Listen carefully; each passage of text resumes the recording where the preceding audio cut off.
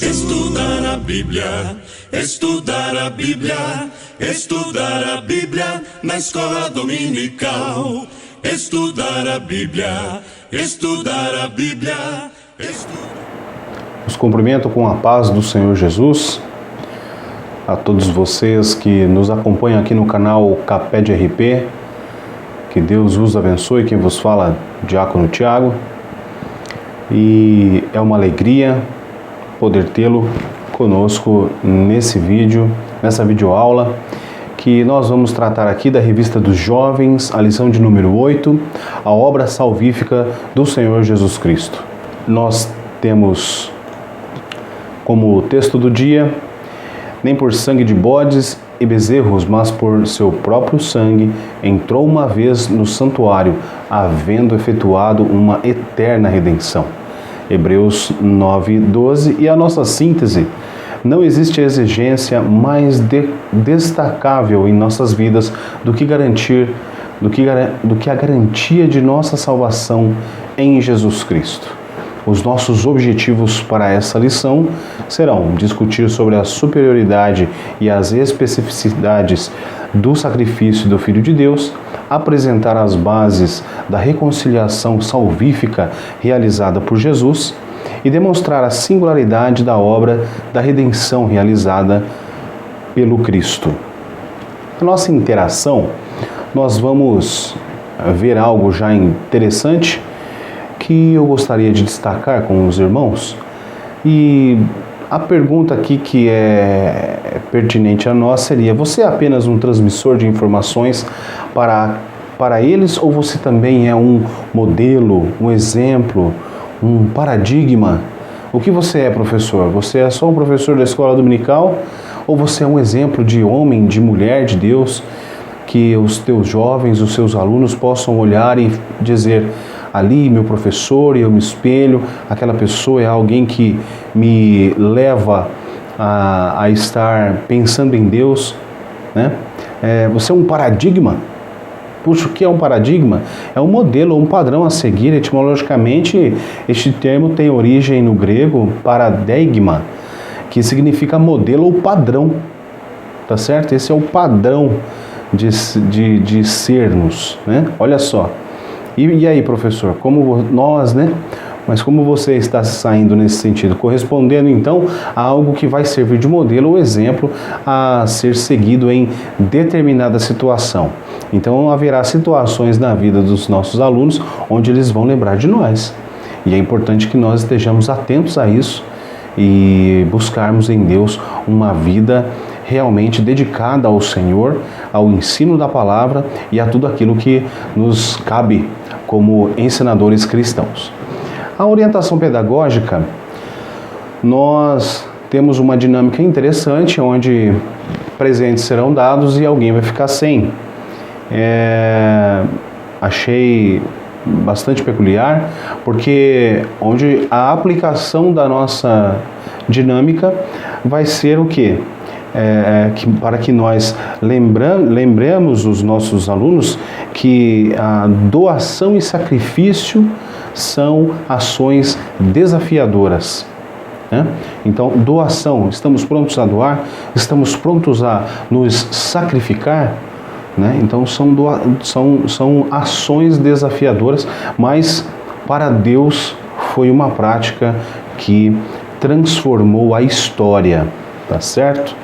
Na nossa introdução, é tanto que fala da história e vem para a introdução dizendo, né, que a salvação, a obra salvífica de Cristo, do nosso Senhor Jesus Cristo, ela tem o quê?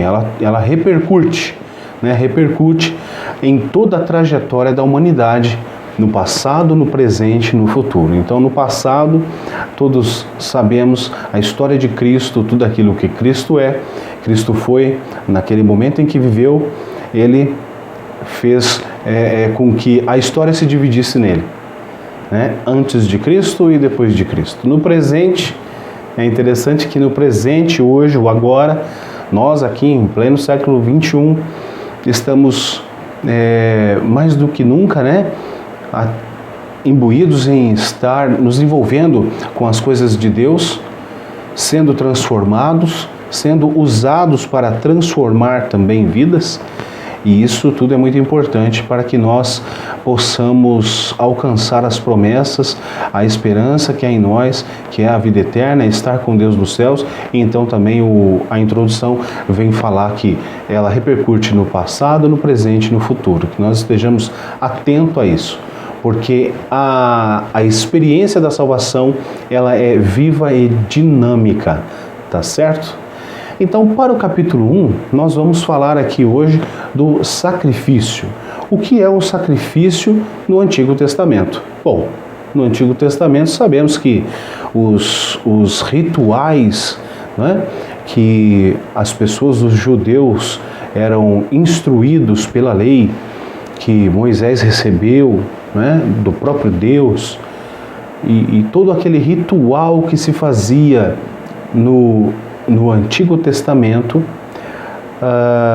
era um ritual dificultoso, um ritual cheio de detalhes, cheio de coisas que vão claramente levar a Cristo, isso sem nenhuma dúvida.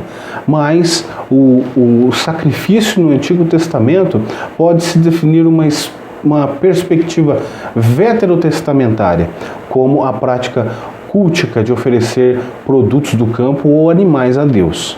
Então, me parece que o momento de sacrifício é também, e está ali intrínseco o quê? A adoração a Deus.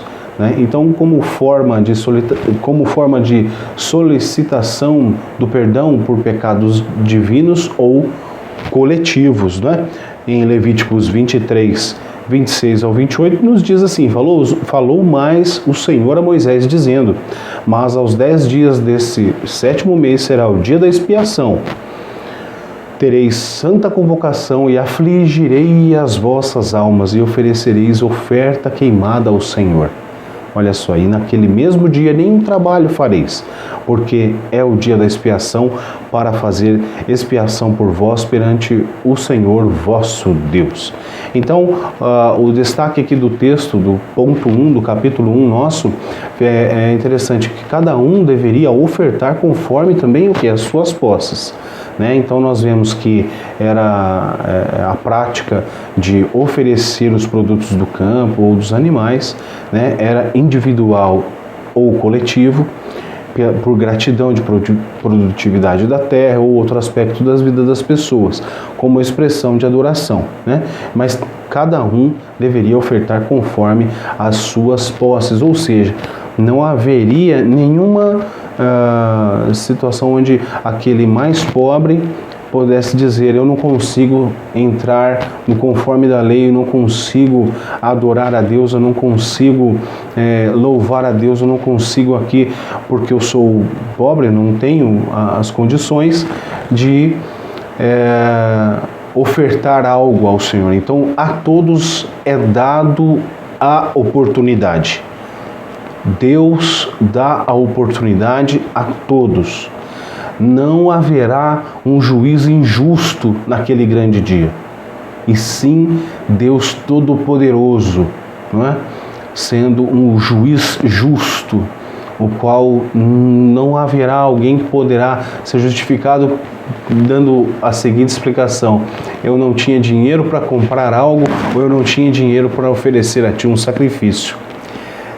Deus é maravilhoso, E Levíticos 7, 11 e 12 nos diz assim: e esta é a lei do sacrifício pacífico, que se oferecerá ao Senhor, se oferecer por ofertas de ação de graças, como sacrifício de ação de graças, oferecerá bolos ázimos, amassados com azeite, e coscorrões ázimos amassados com azeite, e bolos amassados com azeite serão fritos de flor de farinha. Então, são textos que vai dizer aí a todo momento em que todos poderiam ofertar, todos poderiam adorar, todos poderiam fazer sacrifícios a Deus para que os seus pecados fossem ali, então, dessa feita cobertos, Então, todo sacrifício, olha que interessante também o texto nos orienta, todo sacrifício precisava ter significado, razão de ser, para quem realizava o ato sagrado, né?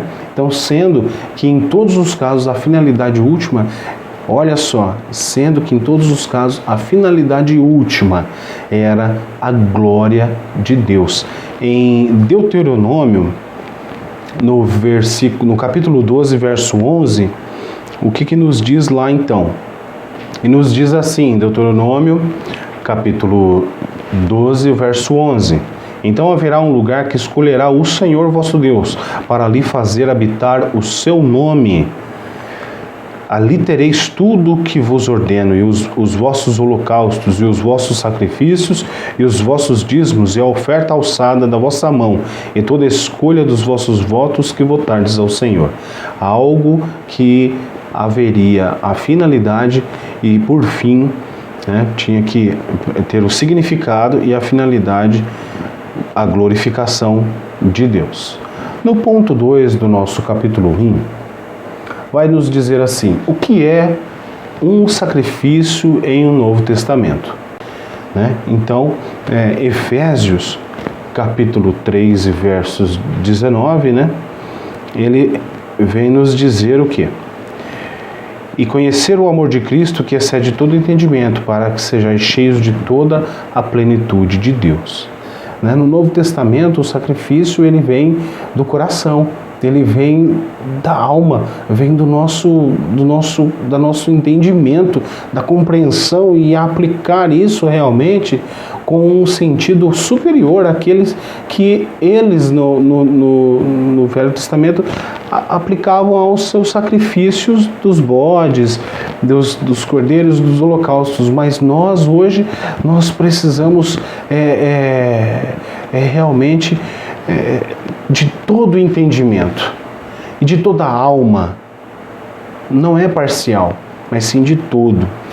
Marcos 12, 33 nos diz algo interessante, que é: o que amá-lo de todo o coração e de todo o entendimento, de toda a alma e de todas as forças, e amar o próximo como a si mesmo, é mais do que todos os holocaustos e sacrifícios. Bem interessante essa colocação, mas nós buscando compreender ali o contexto de tudo que estava acontecendo, porque nós estamos em um cenário onde as pessoas ainda faziam os sacrifícios, né? Onde as pessoas estavam com o sacrifício da lei embutida ainda na sua mente, no seu coração. Essa mensagem de Jesus ainda, do reino de Deus, do Messias prometido, que o Filho de Deus ainda não estava aflorado no coração de muitos. E as pessoas queriam questionar Jesus, porque Jesus ele falava de coisas espirituais. Interessante essa palavra, vale se debruçar sobre ela e trazer qual é agora o sacrifício, qual é agora aquilo que Deus requer de nós através da fé em Cristo Jesus. Amém? No ponto 3, vem falar o tema, o sacrifício verdadeiro. Então, como Davi, o grande rei de Israel, né, o grande rei, já afirmava milênios atrás que somente deve se apresentar a Deus sacrifícios que tenham algum valor. A referência de 2 Samuel 24:24 nos diz assim: porém o rei disse a Araúna: não, mas por preço justo tu comprarei, porque não oferecerei ao Senhor meu Deus holocaustos que não me custem nada. Assim Davi comprou a eira e os bois por 50 siclos de prata. Davi tinha mandado enumerar todo o exército, todo o povo de Israel. E agora, quando Deus vê que isso foi algo errado e o povo estava morrendo, ele buscou fazer um sacrifício para que isso cessasse. Davi buscou fazer um sacrifício a Deus para que Deus cessasse daquilo que estava matando o povo, que estava ferindo o povo. E aí Araúna diz, né, o homem que era o dono do campo disse ele: não, meu rei, está tudo aqui nas tuas mãos, olha, está aqui o campo, está aqui o boi, pode fazer o sacrifício. Aí fala: não, Eu vou fazer um sacrifício com algo que não é meu? É aquela história, eu vou fazer uma boa ação com 10% dos meus rendimentos. Mas aí fazer a boa ação com 10% dos seus rendimentos, você mesmo fazer um sacrifício por alguém com aquilo que pertence a Deus é fácil. Você tem que fazer o sacrifício por alguém, se doar por alguém com algo que realmente saia do seu sustento e não da parte de Deus, né? E daí Davi não falou, eu vou comprar, comprou e sacrificou. Então, o sacrifício verdadeiro, como ele deve ser, né? Então, oferecer o que se esbanja ou aquilo que não serve mais, olha o que o texto fala. Não somente é inútil enquanto ato devocional, como torna-se um verdadeiro insulto ao nosso Criador. E olha o que diz lá Miqueias, capítulo 6, do 6 ao 8, né? Diz assim, com o que me apresentarei ao Senhor e me inclinarei diante do Deus Altíssimo? Uma pergunta de se fazer pensar e analisar a nossa vida. Apresentar-me-ei diante dele com holocaustos, com bezerros de um ano? Agradar-se-á o Senhor de milhares de carneiros ou de 10.000 ribeiros de azeite? Darei o meu primogênito pela minha transgressão, o fruto do meu ventre pelo pecado da minha alma? Aí vem o verso, né? E ele te declarou, ó homem, o que é bom e o que é que o Senhor pede de ti, senão que pratiques a justiça e ames a benignidade e andes humildemente com o teu Deus.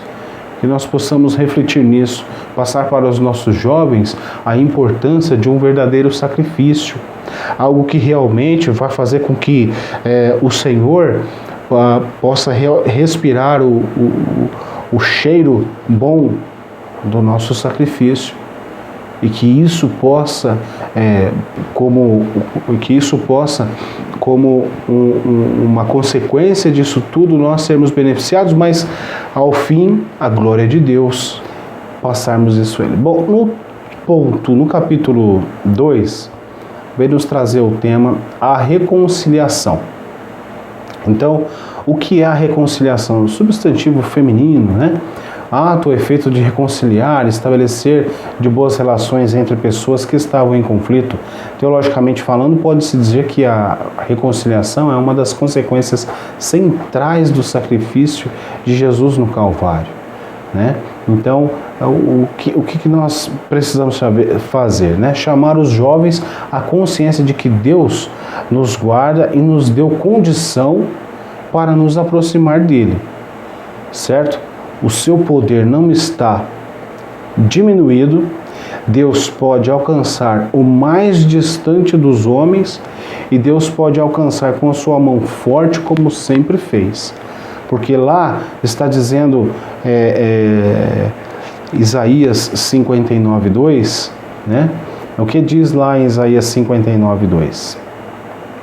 Mas as vossas iniquidades fazem divisão entre vós e o vosso Deus, e os vossos pecados encobrem o seu rosto de vós, para que não os ouça. E a salvação, ela vem da onde? Vem da mão de Deus. E ela não se enfraqueceu. E de forma alguma, a mão do Senhor, ela se encolheu. Porém o Senhor disse a Moisés, né? No verso de número 23, em Números 11, porém o Senhor disse a Moisés, seria, pois, encurtada a mão do Senhor? Eis que a mão do Senhor não está encolhida, para que não possa salvar. Tá certo? Então, o que é a reconciliação? Reconciliar-se com Deus, né? Em Deus estar salvo, em Deus estar com Ele, né? Talvez alguém diga que tudo está perdido e não há maneira como consertar as coisas. E se alguém disser isso, pode ter certeza e dizer a essa pessoa que não está tudo perdido. Deus tem o controle de tudo e a sua mão não está encurtada, seu ouvido não está agravado, para que não possa se compadecer de nós e nos dar a salvação, né? E lembre-se que lá em Lucas capítulo 1, verso 37, está dizendo claramente, porque para Deus nada é impossível. Nada é impossível para Deus. E Mateus 19, 26 diz assim, e Jesus olhando para eles disse, aos homens é isso impossível, mas para Deus tudo é possível. Que por mais que as pessoas estejam desesperançosas, por mais que as pessoas estejam mergulhadas no pecado, por mais que as pessoas estejam distante de Deus, por mais que elas estejam mergulhadas em mundos e submundos de pecado, para Deus nada é impossível. Deus com a sua mão forte, Deus com o seu poder, Ele resgata, Ele faz a reconciliação e essa pessoa com certeza vai dar um bom testemunho para a glória de Deus. No ponto 2, o protagonismo de Deus no ato da reconciliação e o nosso papel. Bom, o que é a reconciliação? Né? O texto vai dizer assim, como em tudo aquilo que envolve a obra da salvação, na reconciliação da humanidade com o Criador, o Senhor tem total mérito nas ações. Nós vamos ver isso na revista, na lição, toda hora vai aparecer isso. Todo o mérito e toda a ação da salvação, em qualquer aspecto, é algo que se dá a Deus e não a nós. Nós estávamos perdidos, nós estávamos caídos, nós estávamos com um pecado que fazia a separação entre nós e Deus, mas aí vem Jesus, que faz parte do plano de Deus para nos salvar. O que Deus tinha, aliás, o que Deus tem nesse ato, o que Deus tem na reconciliação e qual é o nosso papel? Deus tem a iniciativa, né? Com Ele tem a iniciativa, dizendo Deus eu quero, né? Em 1 Coríntios 15, 57. Com Deus estava o quê? Toda a força para tal. Romanos 11, 23. Com Deus estava o quê também? O seu amor para isso. João 3, 16. Deus também tinha o quê? O seu Filho que se doou. Deus tinha o quê? A sua graça, né? E com a sua riqueza em misericórdia. Efésios capítulo 2 nos diz assim, mas Deus que é riquíssimo em misericórdia, pelo seu muito amor com quem nos amou, olha só, ainda seguindo 5, e estando nós ainda mortos em nossas ofensas, nos vivificou juntamente com Cristo, pela graça sois salvos. E nos ressuscitou juntamente com Ele e nos fez assentar nos lugares celestiais em Cristo Jesus. Né? Então, o que tem... O ponto é falar do protagonismo de Deus, reconciliação e o nosso papel. Tá certo? Então, o protagonismo de Deus, o que Deus fez e o que Deus tinha. Né? Então, Deus tinha a iniciativa, a força, o amor, a graça e rica em misericórdia para nos dar agora a reconciliação com Ele. E o que o homem tinha? Qual é o nosso papel? Sem expectativa, fracos e enfermos pelo pecado, perdidos e miseráveis e sem nada para oferecer. Né? E aí Romanos 5,11, que é o versículo que o texto traz, e não somente isto, mas também nos gloriamos em Deus por nosso Senhor Jesus Cristo, pelo qual agora alcançamos a reconciliação. Se reconciliar-se com Deus é algo maravilhoso, é algo que faz parte da obra salvífica do nosso Senhor Jesus Cristo. Então, ainda no nosso capítulo 2, o terceiro ponto nos traz a reconciliação por meio da cruz. Nós vemos no ponto 2, no capítulo 2, no ponto 2, o protagonismo de Deus no ato da reconciliação e nosso papel, e a reconciliação agora no 3, a reconciliação por meio da cruz, né? E eu pergunto, o que é a reconciliação? Reconciliar-se com Deus, né? O que é a reconciliação? É trocar, mudar acerca de pessoas, mudar de inimizade para amizade. Tá? Então, mudar acerca de pessoas, mudar de inimizade para amizade, reconciliar no que tange Deus e o homem. O uso desse verbo e de outras palavras relacionadas mostra que a reconciliação é primeiramente o que Deus realiza. Tá? Então não é algo que nós realizamos, é algo que Deus realiza. Nós estamos como inimigos de Deus e Deus realiza a reconciliação e nos traz agora, nos faz de inimigos, amigos dele. Tá? 2 Coríntios, no capítulo 5, 18 e 19, diz assim: e tudo isso provém de Deus. Tudo isso provém de Deus. O protagonismo está aqui. Que nos reconciliou consigo mesmo por Jesus Cristo e nos deu o ministério da reconciliação, isto é, Deus estava em Cristo reconciliando consigo o mundo, não lhes imputando os seus pecados, que maravilhoso, e pôs em nós a palavra da reconciliação. Então, a reconciliação por meio da cruz de Jesus, do sacrifício vicário de Cristo, ele estava agora derrubando, né, a parede de separação e que de ambos os povos fez um. Quem poderia imaginar, né? Quem poderia imaginar num momento, num tempo de tanta divisão, num momento de tanta hostilidade, vem Jesus, morre pelos nossos pecados e pode agora Deus nos reconciliar através de Cristo. E hoje será que é diferente? Hoje não é diferente. Quantos e quantas opiniões são formadas, quantos e quantos modos de agir, grupos de pessoas tem por aí, mas Deus faz um só povo. Deus reconcilia o homem e faz com que todos aqueles que pensam ser algo, porque fazem parte de algum pensamento, vem agora a estar sendo unidos pelo amor e misericórdia do Senhor, se transformando em um corpo e, como diz lá em Colossenses, né, 1, 21 e 22, no corpo da sua carne pela morte, né? Mas agora, contudo, nos reconciliou. Para quê? Para perante Ele vos apresentar santos.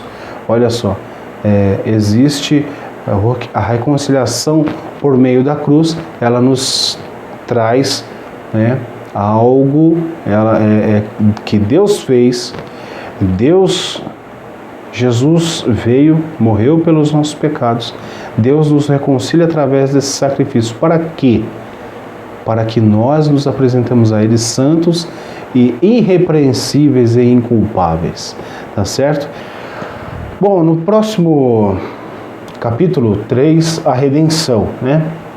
Uma possível definição. Pode-se definir a redenção como a condição do pecador em relação ao pecado após o conhecimento da graça de Deus disponível a ele.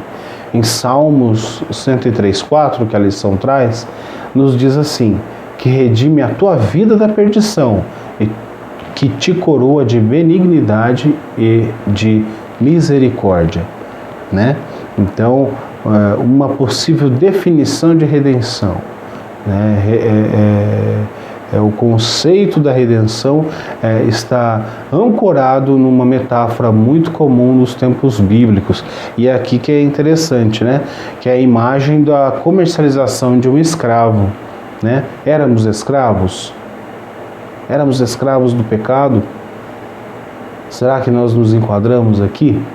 Né? Então, no mundo antigo, o ato de redimir um escravo estava associado à ideia de pagar um preço para retirar um objeto, ou neste caso, uma pessoa escravizada, da condição de oferta ao público. Então, por isso, conceitos como pagar, resgatar, são sinônimos nesse contexto, né?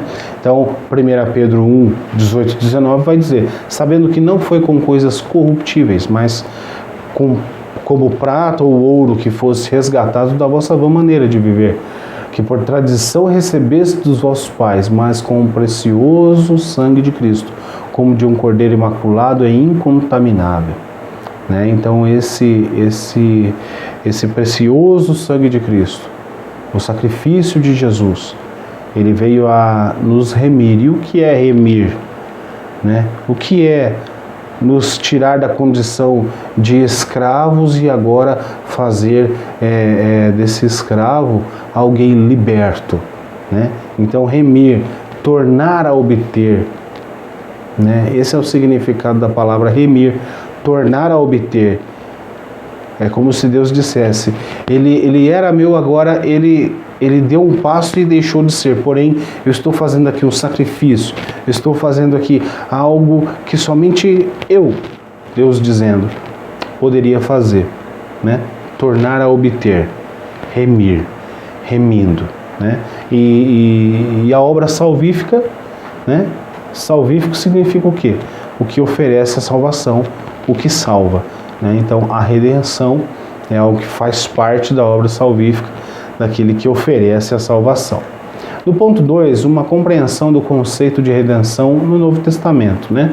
Então, não existe nada que possamos fazer em relação ao nosso estado eterno de pecaminosidade, tá certo? Lá em Romanos, capítulo 3, porque todos pecaram, no verso 23, e destituídos estão da glória de Deus. Né? Todos pecaram e destituídos estão. Então, por um homem veio a condenação, pelo primeiro Adão, mas agora pelo segundo Adão perfeito, veio a nossa reconciliação, veio a nossa redenção. Né? Então, não existe nada que possamos fazer com relação ao nosso estado de eterna pecaminosidade. Sozinhos estamos, né? Será que estamos mesmo sozinhos? Estamos fadados à condenação, que nos conduzirá à perdição eterna. Sim, se sozinho, estamos fadados à condenação, que nos conduz à perdição eterna. Porém, sabendo que a nossa condição existencialmente falida, Jesus Cristo alcançou remissão para todos nós. Né? E eu separei aqui um versículo que eu achei interessante nesse ponto da nossa lição, que diz assim, é Salmos 49, do 5 ao 8. Por que temerei eu nos dias maus, quando me cercar a iniquidade dos que me armam ciladas? Aqueles que confiam na sua fazenda e se gloriam na multidão das suas riquezas, nenhum deles, de modo algum, pode remir a seu irmão ou dar a Deus o resgate dele. Nenhum deles, pois a redenção da alma é caríssima e seus recursos se esgotariam antes. Né? Então, a redenção da alma é caríssima e os seus recursos se esgotariam antes. O contexto do Salmo 49 aqui vai falar daquelas pessoas que dizem que não há necessidade de que Deus entre em seu favor ou que colocam a sua confiança na sua riqueza, né? Mas o salmista pergunta, por que temerei eu nos dias maus, quando me cercar a iniquidade dos que me armam ciladas? Por que eu temeria isso? Né?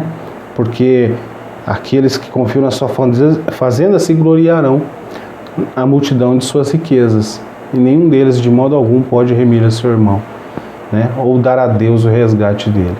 Ninguém conseguiria fazer isso, mas Deus faz. Então, no ponto 3, a expectativa da redenção futura.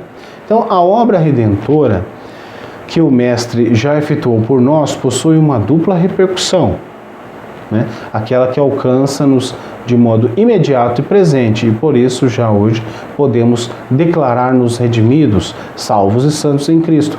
Veremos aí a introdução da nossa lição, vem falar assim, veremos que o resgate de nossas vidas foi realizado pelo Altíssimo através de ações que repercutem em toda a trajetória da humanidade, passado, presente e futuro, né?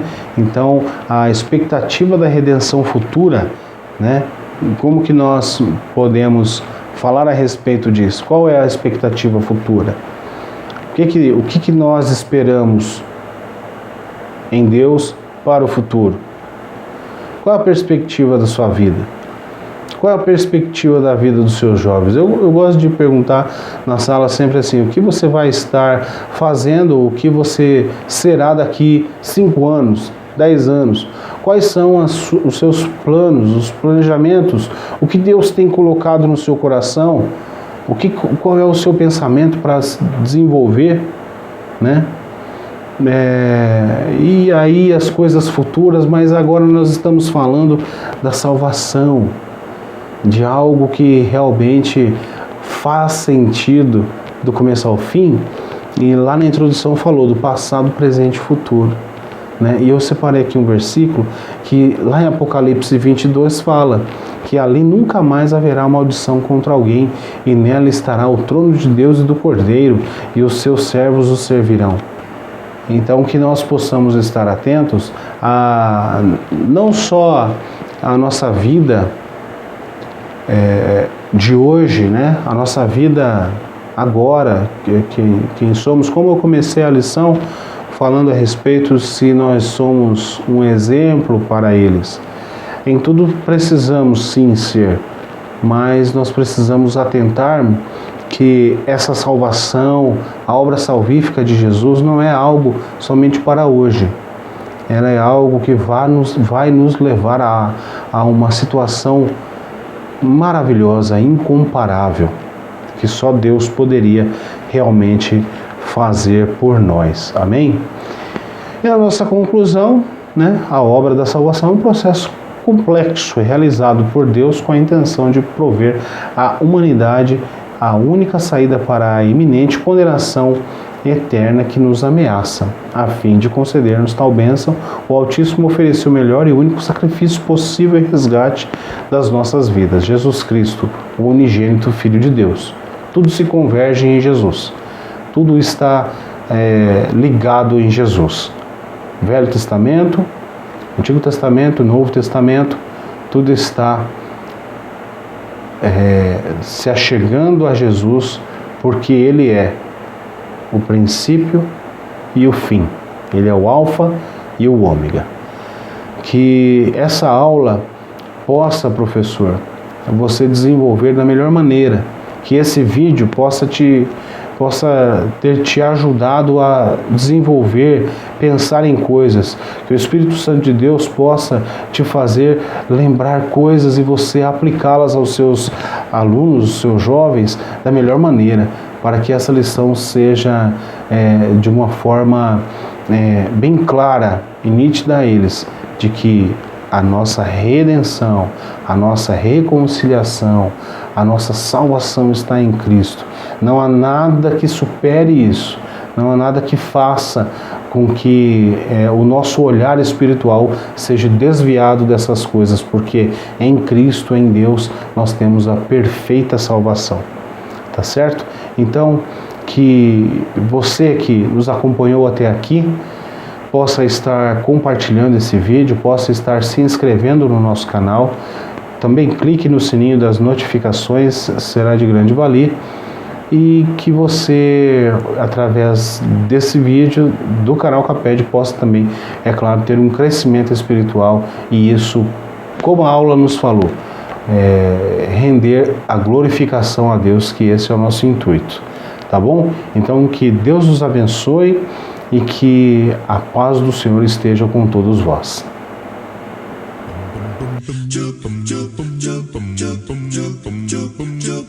Estudar a Bíblia, estudar a Bíblia, estudar a Bíblia na escola dominical. Estudar a Bíblia, estudar a Bíblia, estudar a Bíblia.